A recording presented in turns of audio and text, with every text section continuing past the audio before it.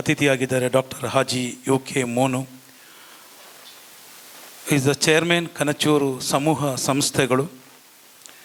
2002ರಲ್ಲಿ Kanachur academy of general ಎಜುಕೇಷನನ್ನು ಸ್ಥಾಪಿಸಿ ಈ ಒಂದು ಬೃಹತ್ ಕನಚೂರು ಇನ್ಸ್ಟಿಟ್ಯೂಟ್ ಆಫ್ ಮೆಡಿಕಲ್ ಸೈನ್ಸನ್ನು ಅದರ ರೂವಾರಿಯಾಗಿ, ಉಳ್ಳಾಳ ದರ್ಗದ ಅಧ್ಯಕ್ಷರಾಗಿ, ಅನೇಕ ಸಂಘ ಸಂಸ್ಥೆಗಳ ರೂವಾರಿಯಾಗಿ, south Indian plywood manufacture association ಇದರ ವೈಸ್ ಪ್ರೆಸಿಡೆಂಟ್ ಆಗಿ, ಕರ್ನಾಟಕ ಟಿಂಬರ್ ಇಂಪೋರ್ಟರ್ಸ್ ಅಸೋಸಿಯೇಷನ್ ಇದರ ವೈಸ್ ಪ್ರೆಸಿಡೆಂಟ್ ಆಗಿ, ಅನೇಕ ಸಂಘಟನೆಗಳಲ್ಲಿ ಸಕ್ರಿಯರಾಗಿ ಕೊಡುಗೈ ದಾನಿಯಾಗಿ ನಮ್ಮ ಮುಂದೆ ನಿಂತಿರುವಂತಹ ಹಾಜಿ ಕನಚೂರು ಮೋನು ಇದೀಗ ಈ ಒಂದು ಕಾರ್ಯಕ್ರಮದಲ್ಲಿ ತಮ್ಮ ಶುಭ ನುಡಿಯನ್ನು ಆಡಬೇಕಾಗಿ ವಿನಂತಿಸ್ತಾ ಇದ್ದೇನೆ. ಅಸ್ಸಲಾಮು ಅಲೈಕುಂ. ಎಲ್ಲರಿಗೂ ನಮಸ್ಕಾರ. ಹುಟ್ಟೂರ ಅಭಿನಂದನಾ ಸಮಿತಿ, ಉಳ್ಳಾಲ ತಾಲೂಕು, ದಕ್ಷಿಣ ಕನ್ನಡ ಜಿಲ್ಲೆ ಅಭಿನಂದನಾ ಕಾರ್ಯಕ್ರಮ. ಇದು ಮೊಟ್ಟ ಮೊದಲನೇದಾಗಿ ನಮ್ಮ ಸಂಸ್ಥೆಯಲ್ಲಿ ಒಂದು ಅಧಿಕಾರಿ ಮಹಿಳೆಗೆ ಮಾಡುವಂಥ ಅಭಿನಂದನಾ ಕಾರ್ಯಕ್ರಮ. ಇದು ನಮಗೆ ಹೆಮ್ಮೆ ಅನ್ನಿಸ್ತದೆ. ನನಗೆ 69 ವರ್ಷ ವಯಸ್ಸಾಯಿತು. ನಾನು ಕೋಣಾಜಿ ಗ್ರಾಮದಲ್ಲಿ ಇದೇ ತಾಲೂಕಿನಲ್ಲಿ ಹುಟ್ಟಿದವನು. ನನ್ನ ಅಪ್ಪ, ನನ್ನ ಅಜ್ಜ ಎಲ್ಲರೂ ಕೈರಂಗಳ ಮತ್ತು ತೋಟಾಳು ಈ ಭಾಗದಲ್ಲಿ ಪಟ್ಟೋರಿ ಬೆಳೆದವರು. ಇವತ್ತು ನಮ್ಮ ಉಡುಪಿ ಜಿಲ್ಲಾಧಿಕಾರಿಗಳು ಕಳೆದ ತಿಂಗಳವರೆಗೆ ನನಗೆ ನಮ್ಮ ತಾಲೂಕಿನವರು ಅಂತ ಹೇಳುವಂಥ ವಿಚಾರ ಗೊತ್ತಿಲ್ಲ. ನಾನು ಬೆಳಿಗ್ಗೆ ಎದ್ದು ಕನ್ನಡ ಪೇಪರ್ 1 ಗಂಟೆ ಓದ್ತಾ ಇದ್ದೀನಿ ದಿನಾಲು. ನಾನು ನನ್ನ ಮನೆಯಲ್ಲಿದ್ದರೆ ಅದರಲ್ಲಿ ಯಾವುದೇ ಒಂದು ಅಕ್ಷರ 2 ಪೇಪರ್ನಲ್ಲಿ ಬಿಡುವುದಿಲ್ಲ. ಇದರಲ್ಲಿ ಉಡುಪಿ ಜಿಲ್ಲಾಧಿಕಾರಿಗಳು ಏನು ಮಾಡಿದ್ದಾರೆ, ಏನು ಮಾಡ್ತಾ ಇದ್ದಾರೆ, ಇವತ್ತಿಂದು ನಿನ್ನೆ ಏನು ಮಾಡಿದರು ಅಂತ ತಿಳ್ಕೊಳ್ಳಿಕ್ಕೆ ಭಾರಿ ಅವಕಾಶ ಆಗ್ತದೆ. ಮಂಗಳೂರು ಜಿಲ್ಲಾಧಿಕಾರಿಗಳ ಬಗ್ಗೆ ಇದು ನಮ್ಮ ದಿನಚರಿ. ಕಾರಣ ಏನು ಅಂತೇಳಿದರೆ, ನಾನೊಂದು ರಾಜಕೀಯ ಪಕ್ಷದ ಮೆಂಬರ್ ಆಗಿರುವುದರಿಂದ ಕೆಲವೊಂದು ವಿಚಾರವನ್ನು ಲೋಕಲ್ ಆಗಿ ಏನು ಸೇವೆ ಒದಗಿಸ್ತಾ ಇದ್ದಾರೆ ಸರ್ಕಾರ ಅಧಿಕಾರಿಗಳು ಅಂತ ಹೇಳುವುದನ್ನು ತಿಳ್ಕೊಳ್ಳುವುದು ನನ್ನ ಅಭ್ಯಾಸ. ಈ ಜಿಲ್ಲಾಧಿಕಾರಿ ಉಡುಪಿಗೆ ಬಂದ ನಂತರ ಒಂದು ಸ್ವಲ್ಪ ಹೆಚ್ಚಿನ ಆದ್ಯತೆ ಈ ಉಡುಪಿ ಭಾಗದ ವಿಚಾರಗಳಿಗೆ, ಅದನ್ನು ಸಂಪೂರ್ಣವಾಗಿ ಓದಿ ತಿಳ್ಕೊಳ್ಳುವಂಥ ಹಂಬಲ. ಕಳೆದ ತಿಂಗಳು ಇವರು ಬಂದು ಈಗೀಗೆ ನಮ್ಮಲ್ಲಿ ಒಂದು ಫಂಕ್ಷನ್ ಏನೋ ಇಲ್ಲಿ ಆಯಿತು ದೇಳಕಟ್ಟೆಯಲ್ಲಿ. ಉಡುಪಿ ಜಿಲ್ಲಾಧಿಕಾರಿಗಳಿಗೆ ಬುಕ್ಕು ಬಿಡುಗಡೆ ಅಲ್ವಾ? ಹೌದು. ನಮ್ಮ ಅವರ ಮಾಸ್ಟರ್ ಆದಂಥ ರವೀಂದ್ರ ಮಾಸ್ಟ್ರು, ಅವರ ಮಾಸ್ಟ್ರು, ಅವರಿಗೆ ವಿದ್ಯೆ ಕಲಿಸಿದವರು, ಅವರ ಬುಕ್ಕು ಬಿಡುಗಡೆಗೆ ಅವರು ಬಂದಿದ್ದರು. ಅವರು ನಮ್ಮ ಇಲ್ಲಿಯ ಪಾವೂರಿನ ಬಂಟ ಸಮಾಜದ ಮಗಳು ಅಂತೇಳುವಾಗ ನಮಗೆ ಆಶ್ಚರ್ಯ ಆಯಿತು. ಕಾರಣ ಅಂತೇಳಿದರೆ, ನಮ್ಮ ಮಂಗಳೂರು ತಾಲೂಕಿನಲ್ಲಿ ಯಾವುದೇ ಸಮಾಜದವರು ಸರ್ಕಾರಿ ಹುದ್ದೆಯನ್ನು ಅಲಂಕರಿಸಿದವರು ತುಂಬ ವಿರಳ. ನಾನು ನನ್ನ ವಯಸ್ಸು 5 ವರ್ಷ ಇರುವಾಗ ಮಾಸ್ಟ್ರುಗಳಾಗಿದ್ದರು ಕೆಲವು ನಮ್ಮ ಪಕ್ಕದ ಗ್ರಾಮದವರು.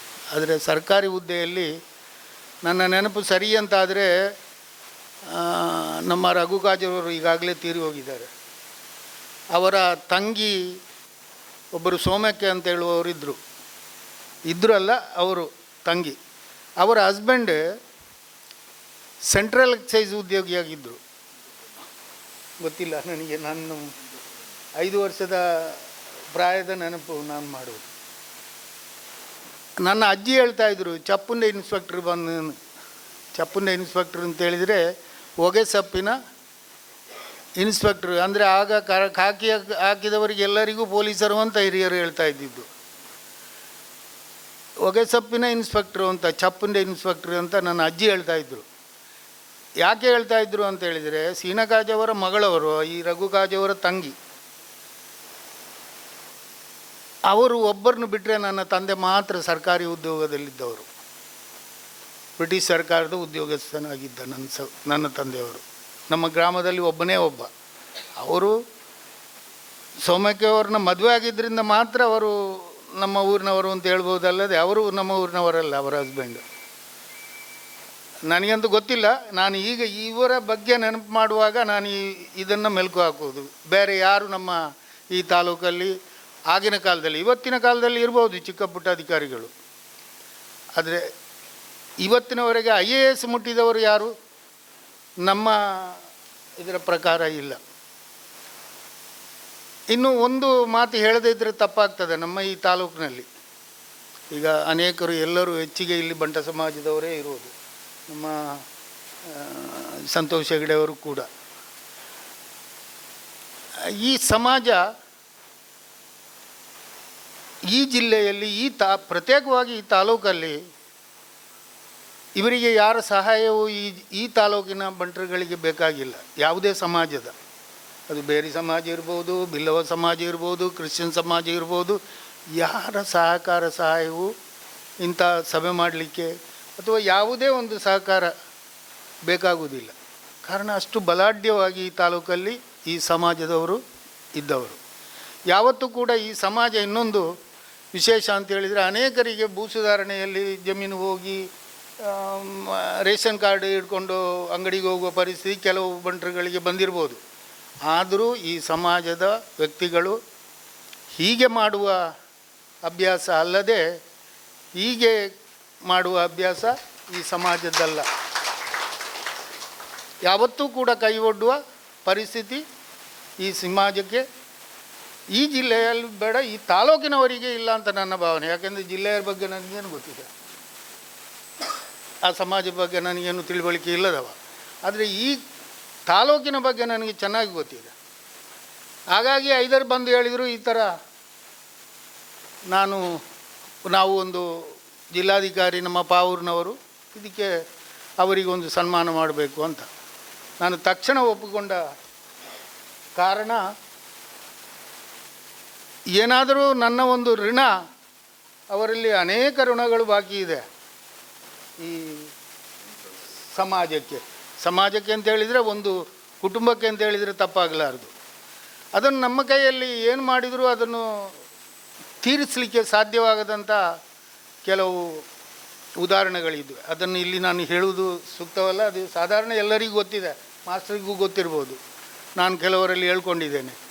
ನನಗೆ ಈ ಥರ ಸಾಲ ಮಾಡಿದ್ದನ್ನು ಆ ಕಾಲದಲ್ಲಿ 40 ರಿಂದ 50 ರೂಪಾಯಿ ಸಾಲ ಮನ್ನಾನು ಕೂಡ ಈ ಸಮಾಜ ಮಾಡಿದೆ. ಸೊ ಅದನ್ನು ಈಗ ಯಾರಿಗಾದರೂ ಕೊಟ್ಟು ತೀರಿಸಲಿಕ್ಕೆ ನಾನು ಅರ್ಹತೆ ಇರುವವನು ಆವತ್ತು ಇಲ್ಲದೇ ಇದ್ದರು. ಆದರೆ ಇವತ್ತು ಯಾರೂ ಕೂಡ ಅದನ್ನು ಬೇಡ್ಕೊಳ್ಳುವವರು ಇವರ ಸಮಾಜವೂ ಕೂಡ ಇಲ್ಲ. ಸೊ ಅದರಿಂದ ನಾವು ಇದನ್ನು ಮಾಡಬೇಕು. ನಾವು ಅವ್ರನ್ನ ಕರೆಸಿ ಆ ಒಂದು ಇದನ್ನು ಸನ್ಮಾನವನ್ನು ಮಾಡಿ ನಾವು ಅವರಿಗೆ ಆ ಸಮಾಜಕ್ಕೆ ಒಂದು ಗೌರವ ಸಿಕ್ಕುವಂಥ ಕೊಡುವಂಥ ಕೆಲಸ ನಾವು ಮಾಡಬೇಕು ಅಂತ ಹೇಳಿದಾಗ, ನಾವೆಲ್ಲರೂ ಕೂಡಿ, ಚಂದ್ರರಾಜ್ ಶೆಟ್ಟರು ಅದರಲ್ಲಿ ಎತ್ತಿದ ಕೈ. ಯಾವುದೇ ಕಾರ್ಯಕ್ರಮ ಇದ್ದರೂ ಸಮಾಜದ್ದಾಗಲಿ ಇತರ ಸಮಾಜದ್ದಾಗಲಿ ಮುಂಚೂಣಿಯಲ್ಲಿರ್ತಾರೆ. ನಾನು ನಮ್ಮ ಸ್ನೇಹಿತರಾದ ಮಾಧವ ಬಗೆಂಬ್ಲಾರ ಹತ್ರ ಹೇಳಿದೆ, ಹೀಗೆ ಉಡುಪಿ ಜಿಲ್ಲಾಧಿಕಾರಿಗಳ ಒಂದು ಸನ್ಮಾನ ಕಾರ್ಯಕ್ರಮ ಇದೆ, ನೀವು ಬರಬೇಕು ಅಂತ ಹೇಳಿದಾಗ ಅವರು ಕೂಡ ಇದರ ಬಗ್ಗೆ ತಿಳ್ಕೊಂಡ್ರು. ನಮ್ಮ ಇಚ್ಛೆ, ಮನದಾಳದ ಇಚ್ಛೆ ಏನು ಅಂತೇಳಿದರೆ, ಅತ್ಯಂತ ಗೌರವದಿಂದ, ಅತ್ಯಂತ ಪ್ರೀತಿಯಿಂದ, ಮೇಡಮ್ ನಿಮಗೆ ಈ ಒಂದು ಸನ್ಮಾನವನ್ನು ಏರ್ಪಡಿಸಿದ್ದೇವೆ.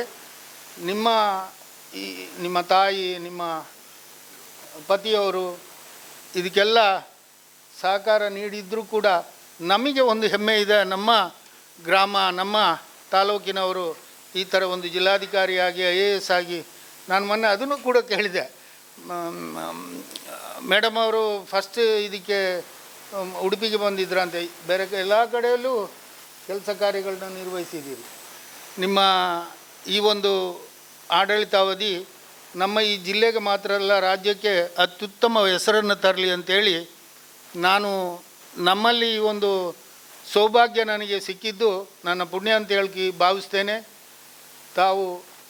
ತಮಗೆ ಉತ್ತರೋತ್ತರ ಯಶಸ್ಸು ಮತ್ತು ಆಯುರ ಆರೋಗ್ಯ ಎಲ್ಲವನ್ನೂ ಭಗವಂತ ಕರುಣಿಸಿಕೊಡಲಿ ಅಂತ ಹೇಳುವ ಮಾತನ್ನು ಹೇಳಿ ಈ ಒಂದು ಅವಕಾಶಕ್ಕಾಗಿ ನನ್ನ ಮಾತನ್ನು ಮುಗಿಸ್ತೇನೆ. ಜೈ ಹಿಂದ್.